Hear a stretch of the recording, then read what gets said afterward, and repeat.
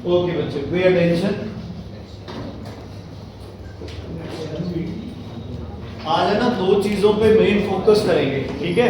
पहला आपका चैप्टर है मोमेंट ऑफ फोर्स और दूसरा है वर्क एनर्जी पावर का, ठीक है। तो दो चैप्टर अपने हो जाएंगे, तीसरा तुम घर पे करेंगे। ओके, ध्यान से समझो। मोमेंट ऑफ फोर्स, टॉर्क, है ना, मोमेंट ऑफ कपल, ये सब एक तरह से चीजें क्या है, सेम, ठीक है। सबसे पहले तो मोमेंट ऑफ फोर्स का फॉर्मूला क्या होता है बेटा, टॉर्क भी यही है, क्या फॉर्मूला होता है, F into D, और D कौन सा, परपेंडिकुलर डिस्टेंस, कौन सा, परपेंडिकुलर डिस्टेंस। ये हो गया फॉर्मूला, और यूनिट क्या हो गया, न्यूटन मीटर। दूसरा यूनिट न्यूटन का डाइन, मीटर का सेंटीमीटर।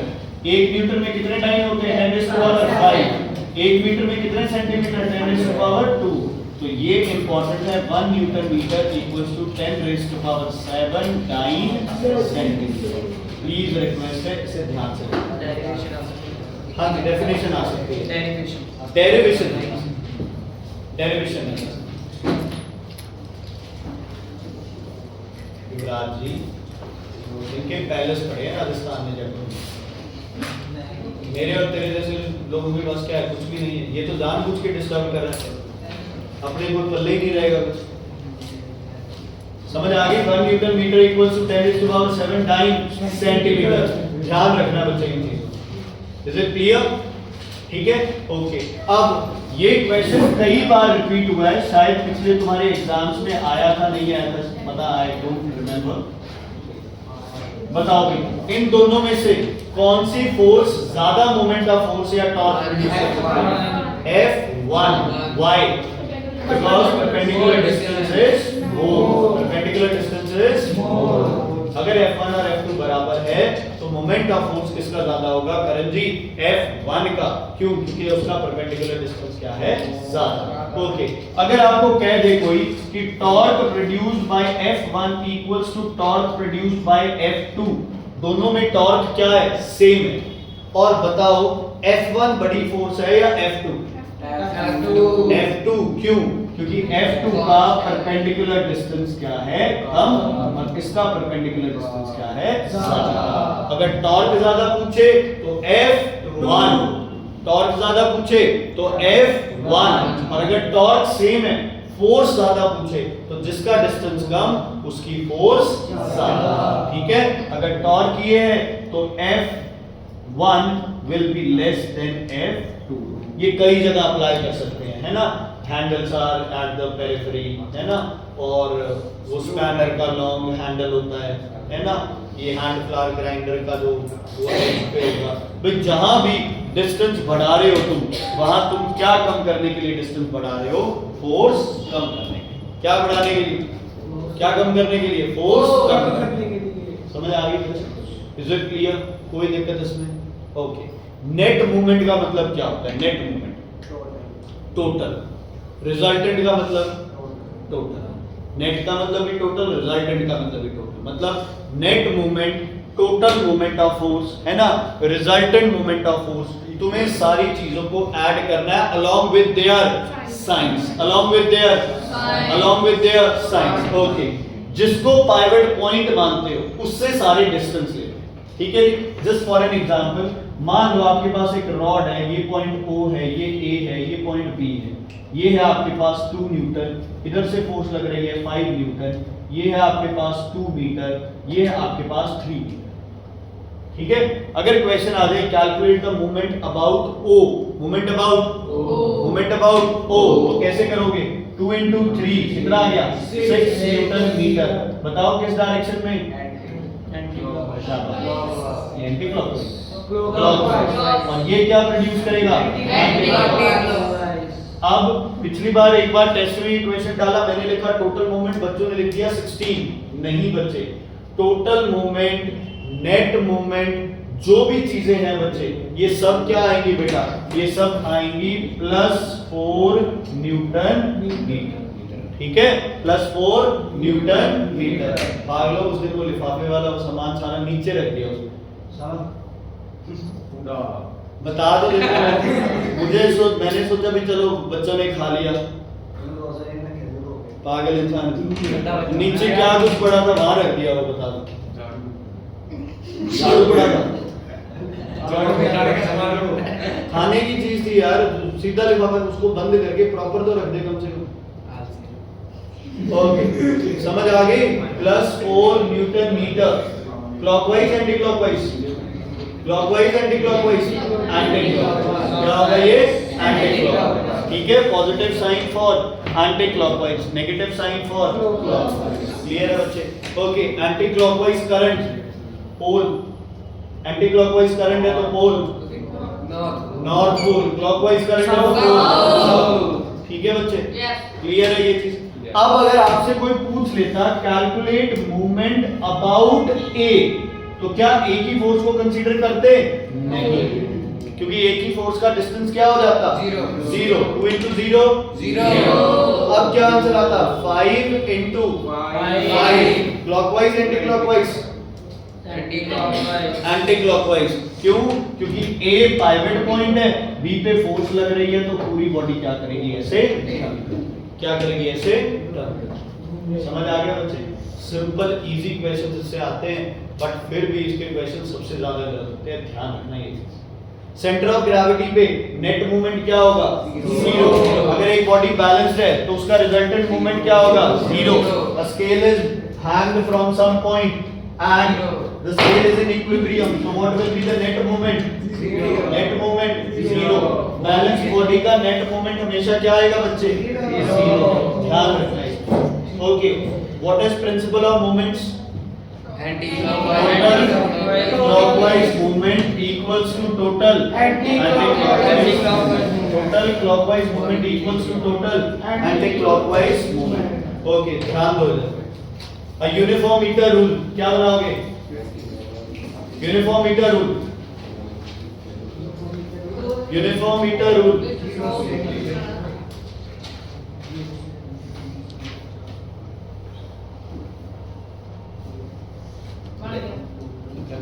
100% सही उस बच्चे का है जिसने ये लिखा है।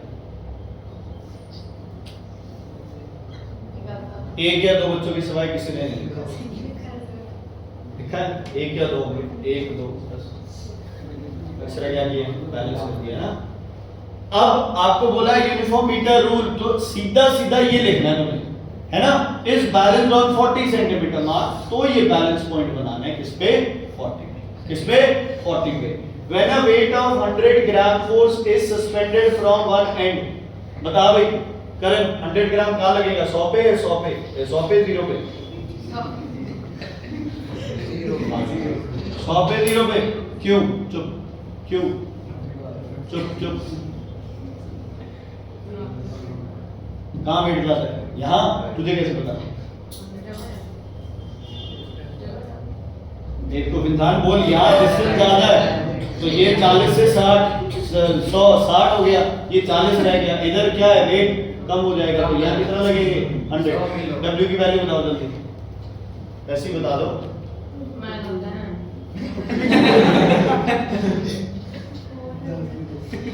400 क्या? 400 ग्राम, 400 ग्राम।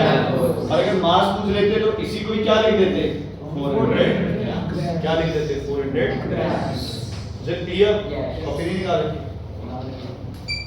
लिख उस पे। हो गया ये? नहीं, अरे तेरी शक्ल देख के बता सकता हूँ। 400 ग्राम फोर्स हो गया बच्चे? अच्छा, एक चीज याद रखना, अगर आ जाए हाफ मीटर रूल तो 0 to 50 25 पे weight of the scale, weight of the scale. ये सबसे बड़ी गलती है जो हम करते हैं, ठीक है? ये वेट ऑफ द स्केल नहीं लिखते। हाँ, अगर वो बोल ही दे कि scale has no weight, weightless scale, massless scale, तो कोई दिक्कत नहीं है, फिर अपने को कुछ नहीं लिखना, ठीक है? इसमें सेंटर ऑफ ग्रेविटी स्केल का क्या था? 50। आपने इसे 40 कर दिया, तो अब ये नया सेंटर ऑफ ग्रेविटी बन गया जब आपने कोई इधर उधर क्या रखे हैं? वेट रखे। ध्यान दो, एक तुम्हारा पिछली बार पेपर में क्वेश्चन आया है, सुन लो उस क्वेश्चन को। वो क्वेश्चन कहता है अ मीटर रूल, तो हमारा दिमाग तो यूनिफॉर्म मीटर रूल पे ही जाता है, इतने साल जाता था, पिछले साल ही वो दिमाग थोड़ा सेट हुआ भी यूनिफॉर्म मीटर रूल नहीं है, वो सिलेबस में भी मीटर रूल है। अ मीटर रूल 0 से 100, यूनिफॉर्म नहीं है तो मुझे नहीं पता कहां सेंटर ऑफ ग्रेविटी। लेकिन क्वेश्चन कहता है it balances at what point 40 when no weight is suspended from. कोई भी चीज बिना किसी वेट सस्पेंड किए, है ना, जिस पॉइंट पे इक्विलिब्रियम में आएगी उस पॉइंट को क्या बोलोगे? उसका सेंटर ऑफ ग्रेविटी। बिना कोई वेट लगाए जहां से आप उस चीज को लूप पे लटकाते हो और अगर वो बैलेंस हो जाए तो वो पॉइंट उसका क्या है? Centre of gravity. तो इसका सेंटर ऑफ ग्रेविटी क्या है? 40। क्या है? 40। स्केल का वेट गिवन था 50 ग्राम फोर्स। बताओ ये 50 ग्राम फोर्स कहां एक्ट करेगा? 40। कहां एक्ट करेगा?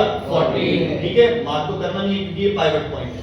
अब क्वेश्चन था 0 to 50 या 50 to 100 which is more than 25 gram force. ये तो हमें पता है टोटल वेट कितना है? 50। मतलब इधर कितना लग रहा है? 25 और इधर कितना लग रहा है? 25। बराबर जो भी आप जगह डिसाइड कर लो बराबर होगा दोनों से। समझ आ गई? नेट वेट क्या हो गया बॉडी का जब वो लूप पे 0 हो गया तो बॉडी हां कर रही है। ठीक है, नेट मूवमेंट, सॉरी वेट नहीं, नेट मूवमेंट 25 का। आप बताओ भाई, बताओ 0 to 50 का मोर देन 25 है या 50 to 100 का? 0 to 50। पहले डिसाइड करो 25 किस किस का? 0 to 40 और 40 to 60, सॉरी 100। इनका दोनों का वजन कितना है? 25 है।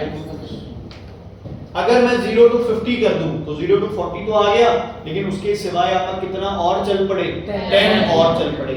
और इसमें 10 क्या हो गया? कम हो गया। इसका मतलब इसका वजन क्या है? 50 to 100 का वजन क्या है? कम। और 0 to 50 का वजन क्या है? ज्यादा। इसका मतलब ये स्केल लगभग ऐसा सा।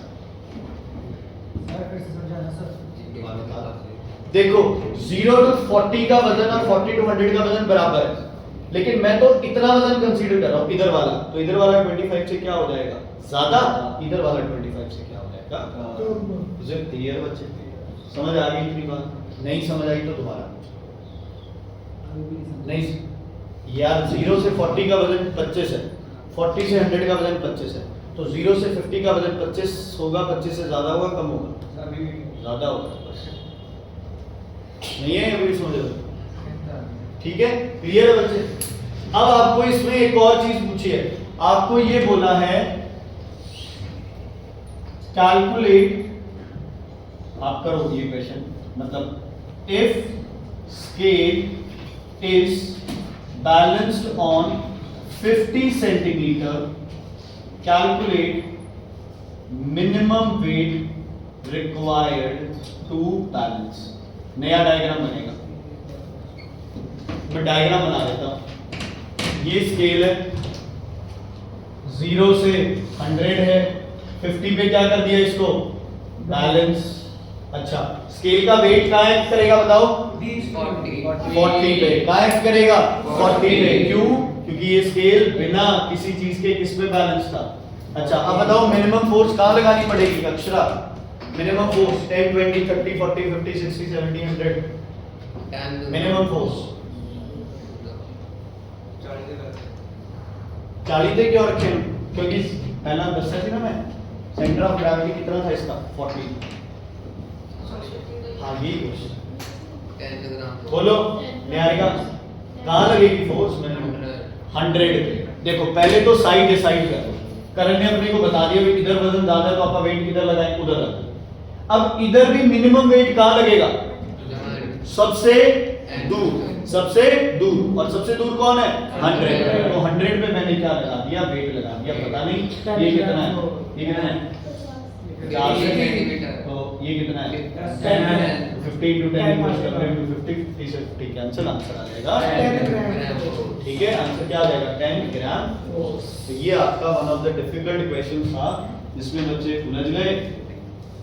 उलझना ही था क्योंकि रट्टे को मार रखे थे। इसके 50 पे सेंटर ऑफ ग्रेविटी ले लिया है ना, स्केल 50 पे बैलेंस नहीं है तो सब उल्टा नहीं है। तो uniform word is very very important. ठीक है, uniform word is very very important. Okay, centripetal और सेंट्रीफ्यूगल में से पता है सब कुछ? रियल कौन है? सेंट्रीपिटल। वर्चुअल कौन है? Centrifugal. Towards the centre centripetal. अबे centrifugal are the action and reaction forces? No, because they act on the same body, but action and reaction act on two different bodies. हम क्या लिखेंगे? हम लिखेंगे action reaction act on the same body, they act on two different bodies. So they are, ध्यान रखना, दिमाग use करना। अच्छा, ग्रेविटी में जब कोई चीज घूम रही है तो सेंट्रीपिटल फोर्स क्या होगी? Gravitational force. हाँ जी, centrifugal force is a frictional force. वो इनर्शिया की वजह से बॉडी जाती है जैसे जाना चाहती है, वो कोई अलग से फोर्स नहीं है, ठीक है? इसलिए फ्रिक्शन फोर्स। जब बॉडी रोटेट कर रही है और ग्रेविटी के अंदर रोटेट कर रही है तो सेंट्रीपिटल फोर्स कौन है? Gravitational force. और इलेक्ट्रॉन के लिए कौन है?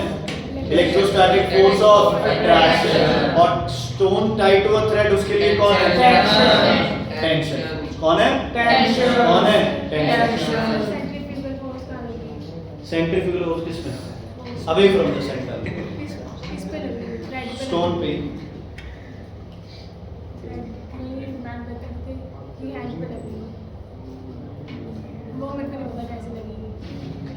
अरे नहीं, वो इसका था,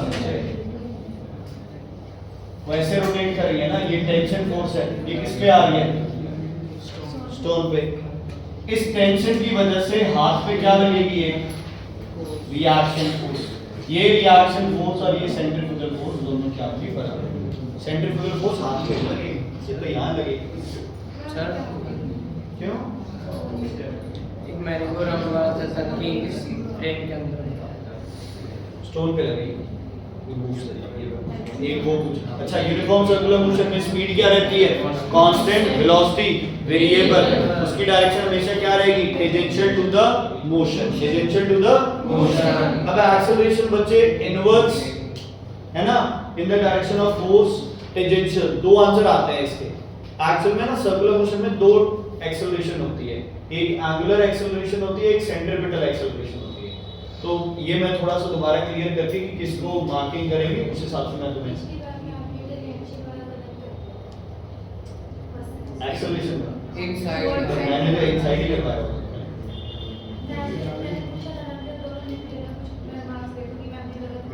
फिर आप सही करवाते कह रहे थे मान लो, चलो मैं कंफर्म पक्का करूंगा, क्योंकि एक्सेलरेशन की डायरेक्शन हमेशा क्या रहती है? इनवर्ट। एक्सेलरेशन की डायरेक्शन किसकी डायरेक्शन में होती है? फोर्स की डायरेक्शन में। और फोर्स की डायरेक्शन कहाँ है? Centripetal force. वो कहाँ है? Towards the centre. तो एक्सेलरेशन भी टुवर्ड्स द सेंटर। ये मैं कंफर्म करके बता। इज इट क्लियर बच्चे? हाँ जी भाई, इज इट क्लियर? कोई दिक्कत इसमें? ओके, सेंटर ऑफ ग्रेविटी किस पे डिपेंड करता है? सेंटर ऑफ ग्रेविटी मास जितना नीचे रहेगा उतना सेंटर ऑफ ग्रेविटी नीचे रहेगी और बॉडी क्या रहेगी? स्टेबल। हम ऊपर चढ़ते हुए है ना स्टेज वगैरह, तो हल्का सा अपनी बॉडी को टिल्ट क्यों करते हैं? ताकि सेंटर ऑफ मास क्या रहे? नीचे, है ना, नीचे रहे। और जो ये line passing through centre of mass और सेंटर ऑफ ग्रेविटी वो क्या रहे? एक साथ रहे। हमें उस पे नहीं जाना, हमें सेंटर ऑफ ग्रेविटी पे रहना, ठीक है? जितना नीचे रहोगे उतना सेंटर ऑफ ग्रेविटी क्या रहेगा? नीचे। और आप क्या रहोगे? ज्यादा स्टेबल, ज्यादा स्टेबल। एक क्वेश्चन आया था इसमें से और इसमें से कौन सी ज्यादा स्टेबल पोजीशन है? बी वाली। क्यों? बिकॉज़ सेंटर ऑफ मास क्या है इसका? नीचे है। इसका सेंटर ऑफ मास क्या है? ऊपर। सेंटर ऑफ ग्रेविटी के जो 8-10 जो भी गिवन है वो सब ध्यान से करने हैं बच्चों, पक्का होंगे क्वेश्चन, ठीक है? एक बच्चे हाँ जी, centre of gravity B C. सुनो बता, मेरी गो राउंड में, ठीक है? मेरी गो राउंड में दो लोग हैं जो ऑब्जर्व कर रहे हैं, एक है बी, एक है ए। ए को सिर्फ एक फोर्स दिख रही है, वो कौन सी फोर्स है?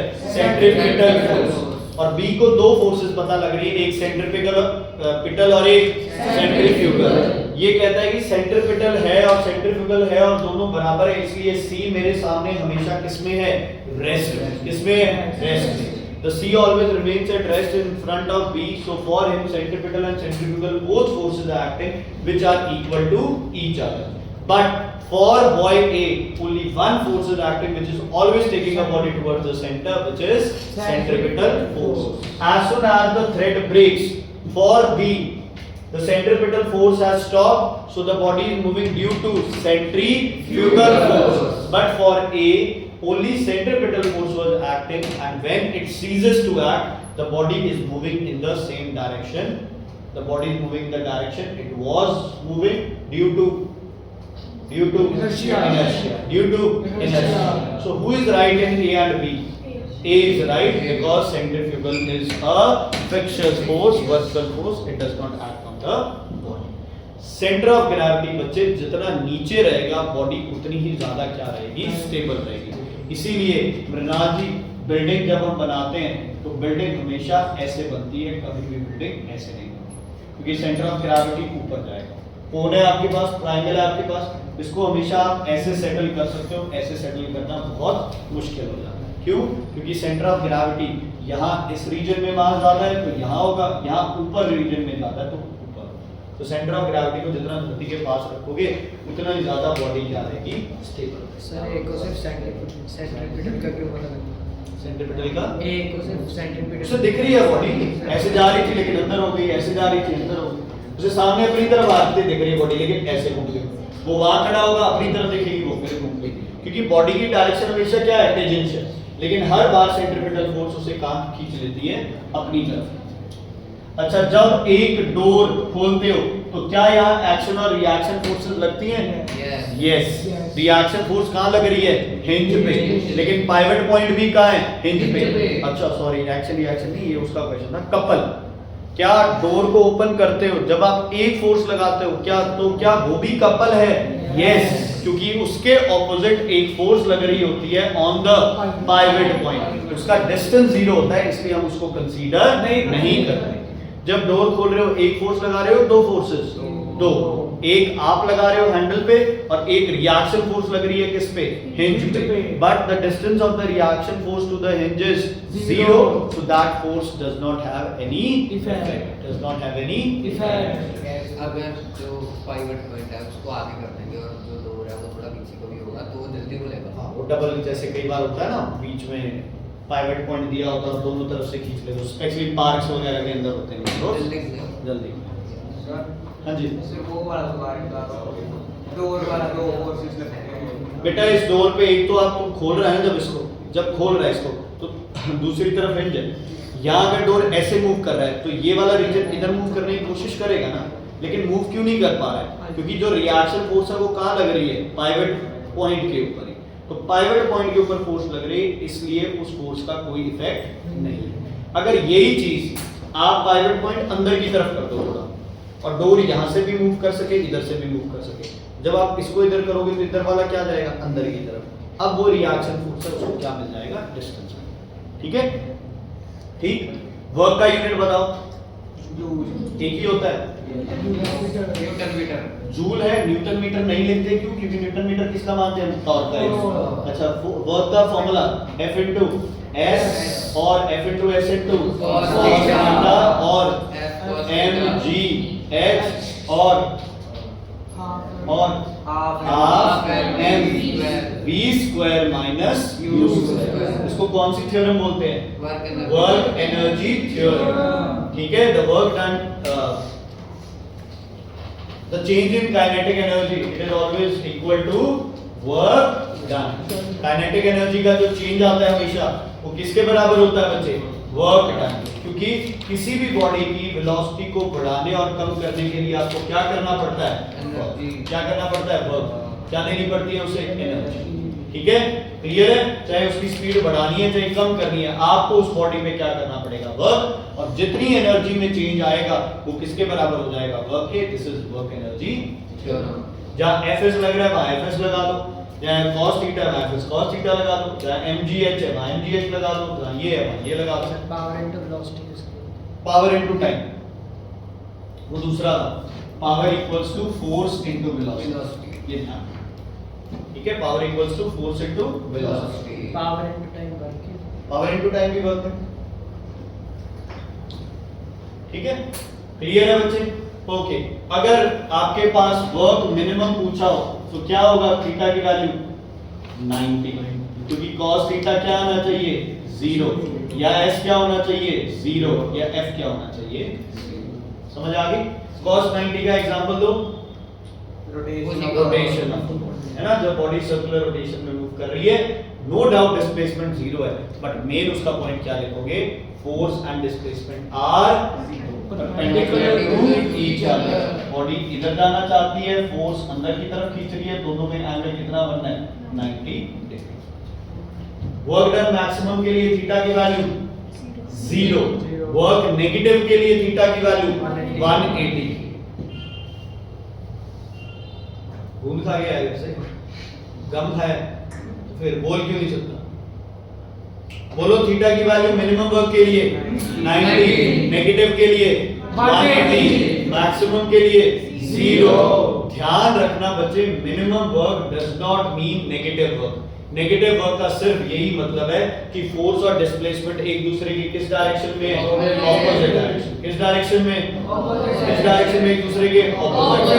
ठीक है, जब भी आप किसी चीज को अगेंस्ट ग्रेविटी उठाओगे, work done is negative by gravity. Gravity के अगेंस्ट है, आप तो पॉजिटिव कर रहे हो, लेकिन ग्रेविटी इस पे क्या कर रही है, नेगेटिव वर्क। उठा के सीधा चल रहे हो तो ग्रेविटी किधर है, डाउनवर्ड। ग्रेविटी किधर है, डाउनवर्ड।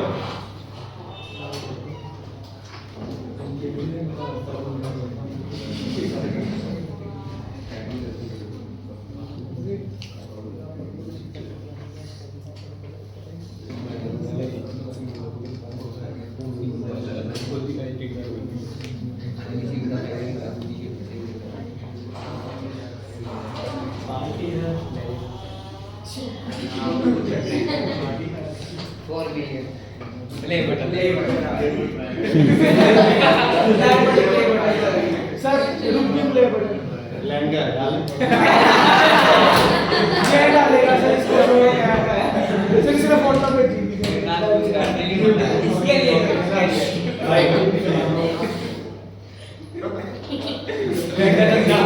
अच्छा, जब एक गोली वेट उठा के बच्चे सीधा चल रहा है तो अगेंस्ट ग्रेविटी वर्क डन कितना है रजत, 0।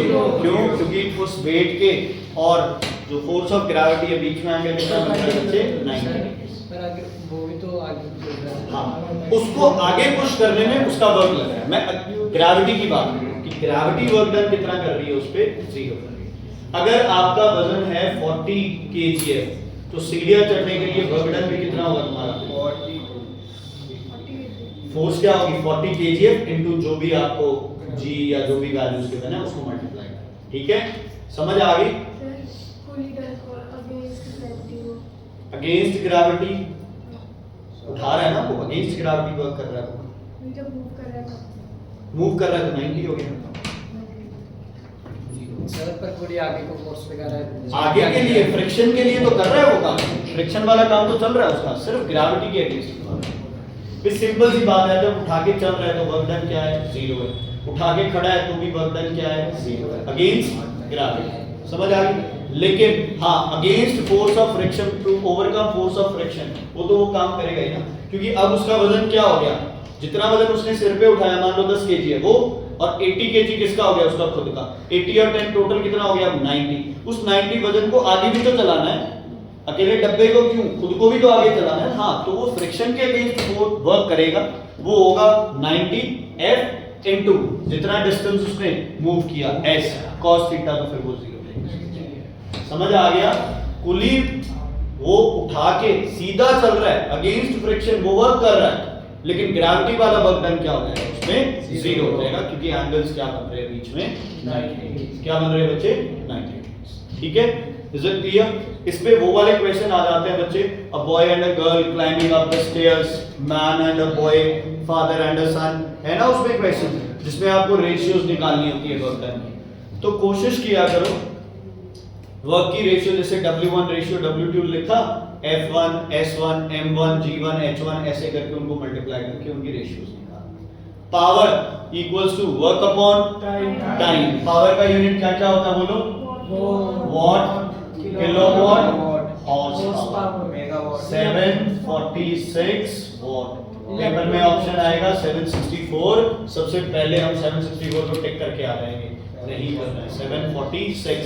क्वेश्चन उल्टा भी आ सकता है, 1 watt equals to how many horse power, और आंसर होगा 746 और हम लिखाएंगे नहीं, 1/746 horsepower. 1 watt equals to 1/746 horsepower. Sir megawatt points में नहीं होगा सर? हाँ जी पॉइंट्स हो सकता है, पर आपका कहाँ देखते हैं? आपका ने तो 700 रिलेटेड कुछ भी हुआ ना, देखना टिक मार देंगे। ये किसका यूनिट है? V किसका यूनिट है? शाबाश। पोटेंशियल डिफरेंस का, A करंट का, V into I किसका? V into I equals to, very good, तो V equals to IR होता है। V into I equals to, very good, power. V equals to P equals to VI, P equals to VI। ऐसे unit आएंगे, एक आधा question बन रहा है ऐसे, सैंपल पेपर्स में भी एक दो बार आया ऐसे, है ना। अब VA करते ही हम लोग तो उलझ जाएंगे, VA तो किसी का यूनिट ही नहीं होता। तो सोचो V किसका है? वोल्टेज का, है ना। ऐसे ही अगर यूनिट आ जाए, A ohms किसका यूनिट है? A I ohms, resistance I into R, V potential difference। समझ आ गई? कई बार क्या है, या ओम से या A है, बर्नौली जैसा सोचेगा भी एंगस्ट्रॉम ओम होगा ये, है ना, या कुछ एंग्लो ओम्स होगा, है ना, कुछ भी होगा ओम्स है तो रेजिस्टेंस का। मैं भी होता तो ये लिख देता ऐसे। ध्यान रखना बच्चे, इनका जो यहाँ लिखा है ये इसका मतलब नहीं है, इनका मतलब थोड़ा सा यहाँ डिफरेंट हो जाए। समझ आ गई? ओके, अब ध्यान दो एनर्जी के यूनिट्स, जूल, सेम वर्क वाले, है ना, किलो जूल्स एंड सब। Electron volt is also unit of energy. Electron में वोल्ट मतलब इलेक्ट्रॉन का चार्ज जितने जूल्स। इलेक्ट्रॉन का चार्ज क्या होता है? 1.6 × 10⁻⁻⁹ कूलम, उसको जूल में कर दो, वो इलेक्ट्रॉन वोल्ट बन जाता है। ठीक है बच्चे। वॉट आर किसका यूनिट है? What power into time. कौन सी एनर्जी है ये? कौन सी एनर्जी है ये? पावर क्या sir? Electrical energy. EV power क्या सर? एवी ईवी ईवी ना एनर्जी का भाई, जूल लिखा तो है, ठीक है। 1 watt hour equals to how many joules? 3600 joules। 1 watt hour equals to 3600 joules। 1 kilowatt hour equals to 3.6 into 10⁻⁶ 3.6 into 10⁻⁶ joules। समझ आ गई? अच्छा, पोटेंशियल एनर्जी और kinetic energy formula mgh half mv square half mu square. Potential energy सिर्फ एक form में change होती है, कौन सी है वो? काइनेटिक। काइनेटिक एनर्जी बहुत सारे फॉर्म्स में चेंज हो सकती है, ठीक है। अच्छा, टेम्परेचर चेंज होता है तो कौन सी एनर्जी चेंज होगी? काइनेटिक। स्टेट चेंज होगा तो कौन सी चेंज होगी? पोटेंशियल। याद रखना, क्वेश्चन है तुम्हारे पेपर में। पोटेंशियल चेंज होगी तो कौन सी चेंज होगी? स्टेट। और अगर टेम्परेचर चेंज होगा तो कौन सी एनर्जी चेंज होगी? काइनेटिक। अच्छा, वाटरफॉल में टेम्परेचर ऊपर ज्यादा नीचे? नीचे, क्योंकि काइनेटिक एनर्जी बढ़ने से क्या बढ़ गया? टेम्परेचर। क्या बढ़ गया? टेम्परेचर। ठीक है बच्चे, ठीक है। अच्छा, क्वेश्चन आएगा, m गिवन होगा, g गिवन होगा, h गिवन होगा, निकालना तुम्हें काइनेटिक एनर्जी है। क्या करोगे? पहले पोटेंशियल निकालोगे, इसको किसके बराबर कर दोगे? काइनेटिक। अगर कोई परसेंटेज वगैरह गिवन है तो वो ले लेना, नहीं तो total potential changes to kinetic. अच्छा, mgh गिवन है और v की वैल्यू निकालनी है, कैसे करोगे? पहले पोटेंशियल निकालने sir mgh equals to half mv square। mgh equals to half mv square। m से m cancel. 2gh equals to v square, v की वैल्यू √2gh। ओके, पेंडुलम में यहाँ कौन सी एनर्जी है? पोटेंशियल। और यहाँ यहाँ यहाँ काइनेटिक कितनी है? 0। पोटेंशियल वेलोसिटी 0 है, मोशन ही नहीं। यहाँ कौन सी 0 है? बेटा इधर आ जाओ सारे। रिकमन, सबको बोलो इधर आने के लिए, सबको बोलो।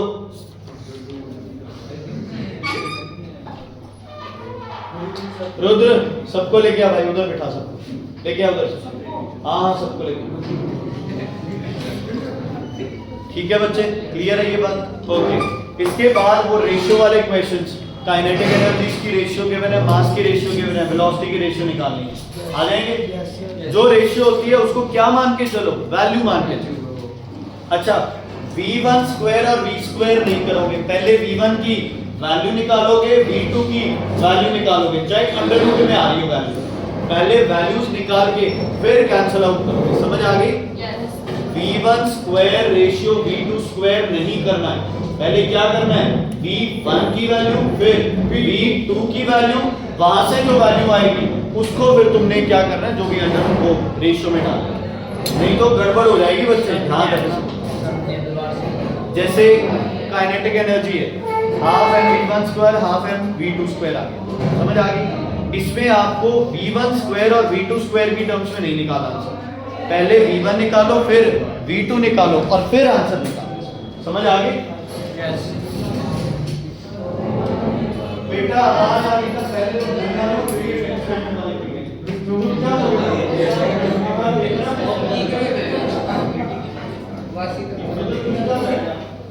सवाल नहीं हो जाए तो दो बजे हमें कह रहा हूं अगर आवाज आ रही है तो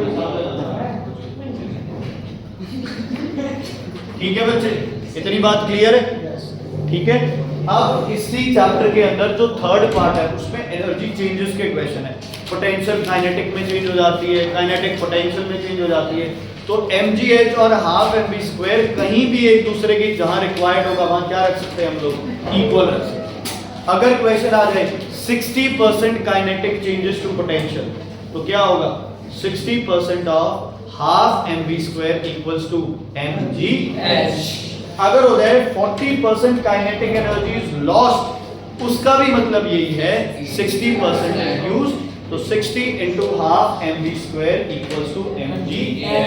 एफिशिएंसी का फॉर्मूला हमेशा आउटपुट अपॉन इनपुट, हमेशा आउटपुट अपॉन इनपुट, चाहे work output upon work input हो, चाहे power output upon power input हो। युवराज जी, इसका फॉर्मूला हमेशा क्या रहेगा, एफिशिएंसी का आउटपुट अपॉन इनपुट।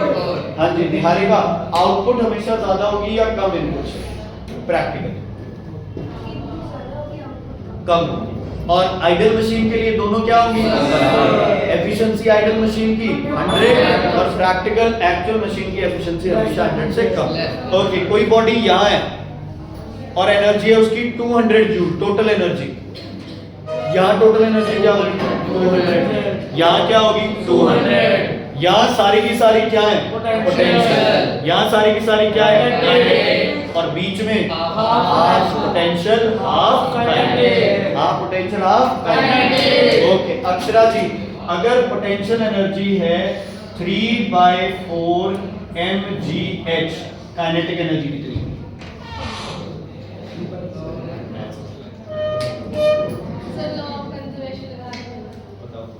अगर पोटेंशियल है 3/4 mgh, maths pure maths, 1/4 total energy क्या होगी mgh, तो 3/4 पोटेंशियल है तो काइनेटिक क्या रहेगी 1/4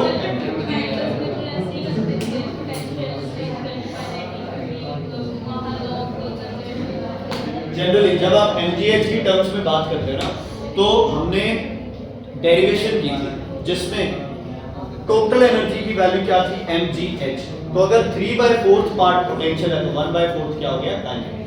अगर 2/3 पोटेंशियल है तो काइनेटिक कितनी होगी 1/3। ठीक है, समझ आ गई? तो जितना हिस्सा पोटेंशियल है उसको अलग कर दो, बाकी हिस्सा तुम्हारा कौन सी एनर्जी का आएगा, काइनेटिक। कौन सी का आएगा बच्चे, काइनेटिक। ध्यान से सुन लो बच्चे, मैं फिर से कह रहा हूं, मैं डरो इस चीज से, फिजिक्स का पेपर है बच्चे, नींद नहीं आनी चाहिए तुम्हें 2 दिन तो ऐसे तुम्हें डर लगना चाहिए पढ़ने वालों के लिए। तो बच्चे फर्स्ट सेकंड और थर्ड चैप्टर करके आओगे, कल